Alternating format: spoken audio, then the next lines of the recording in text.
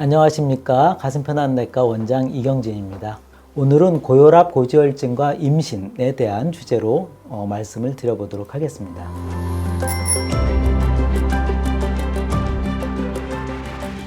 젊은 여성분들이 흔하지는 않지만 간혹 고혈압, 고지혈증이 있어서 이렇게 약을 드시는 분들이 있죠. 그래서 그러한 분들이 이제 항상 궁금해하는 내용들이 이제 몇 가지가 있습니다. 그래서 첫 번째로는 임신 중에 그 전에 먹던 약은 어떻게 해야 되는가? 이제 이게 굉장히 궁금하시죠. 뭐 여러 가지 이제 질환이 있지만 우선 이제 고지혈증 약과 관련한 말씀을 먼저 드리겠습니다. 일단은 고지혈증 때 쓰는 그 스타틴이라는 약은 임신 때는 금기입니다. 그래서 그 임신 기간에는 사용을 하지 못하는 약이고요.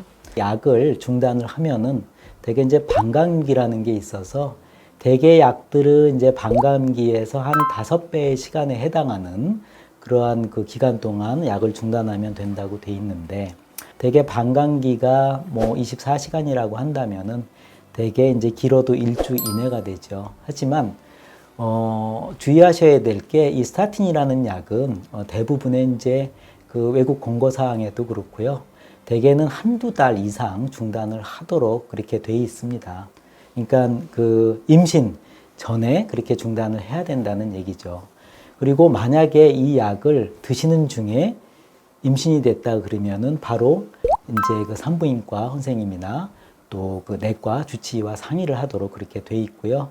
그 이제 임신 준비를 하시는 분들은 하여튼 반드시 넉넉하게 어떤 논문 같은 경우에는 3개월 전에 중단하라고 하는 그런 내용도 있으니까 이제 미리 약을 중단하시고 임신 기간 동안에는 사용하지 않으시는 걸로 그렇게 하고요.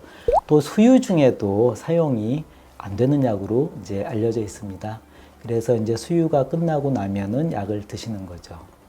근데 이제 사실 이 고지혈증 약은 그 임신, 출산, 뭐 수유 기간 동안 이제 드시지 않는다고 하더라도 바로 이게 티가 나는 건 아니거든요. 그래서 사실 뭐 대체약을 쓰거나 뭐 이러지 않고 중단을 하고 보는 것이지만,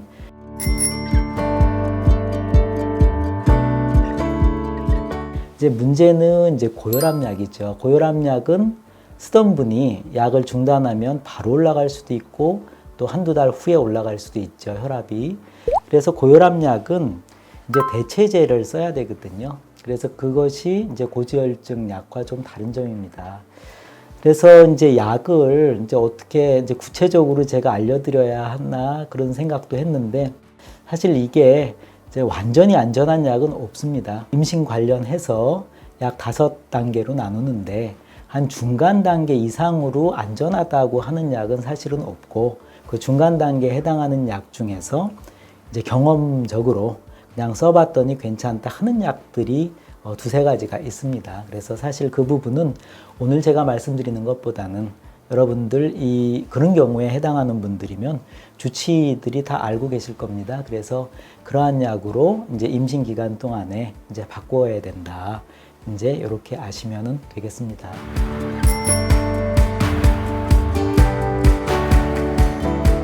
또 궁금해 하시는 것이 이제 임신 때가 아니고 임신 준비 전에 대한 것들을 많이 궁금해 하시는데, 고혈압약 중에 요즘 많이 쓰시는 그러한 약들이 있거든요. 그래서 영어로는 보통 이제 ARB 제제라고 해서 그러한 약들이 제일 많이 쓰이는데, 이제 그러한 약들은 뭐 방광기를 따져서 뭐 적어도 이제 일주일 이상 끊으면 된다 하지만 대개 임신을 준비하시는 중이라 그러면은 안전하게 한 달 정도 이상 이렇게 하시는 게 좋지 않을까. 그리고 구체적인 거는 또 그때 약을 뭐 몇 가지를 쓰시는지 뭐 이런 거에 따라 달라질 수 있으니까 어떤 기간이 딱 정해진 정답은 없습니다. 그래서 그 부분을 여러분들 주치의하고 이제 상의를 하시면 되겠고요. 그리고 대개 이제 그 임신 주수를 우리가 이제 계산을 할 때 예정된 생리일이 사실은 4주입니다. 이제 생리와 생리를 우리가 주수로 하기 때문에 여러분들이 대개 이제 예정된 생리가 끝나고 한 일주일 정도 지나서 여러 가지 테스트를 해보시고, 만약에 테스트기에서 임신 반응이 나온다 그러면 5주째입니다.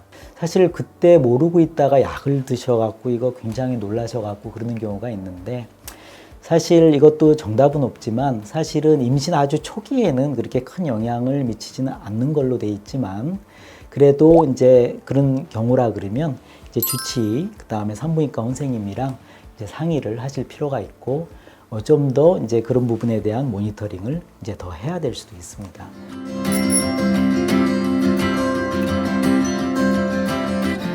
이제 젊은 여성분들이 이제 뭐 심방 중격결선, 심실 중격결선 혹은 이제 판막 협착이나 역류가 있는 경우가 드물게 있는데요. 대개는 판막 질환은 협착이 있는 경우가 임시 때 악화되는 경우가 많습니다. 역류보다는. 그래서 특히 협착이 있는 분들은 임신 초기부터 주치의하고 잘 상의를 하시는 게 중요하고요. 그 다음에 이제 그 폐동맥 쪽에 고혈압을 이제 유발하는 그런 선천성 심질환이 있는 분들은 또 임신 중에 그런 것들이 악화될 수 있기 때문에 그러한 부분을 잘 유념을 해주시면 도움이 될 것 같습니다.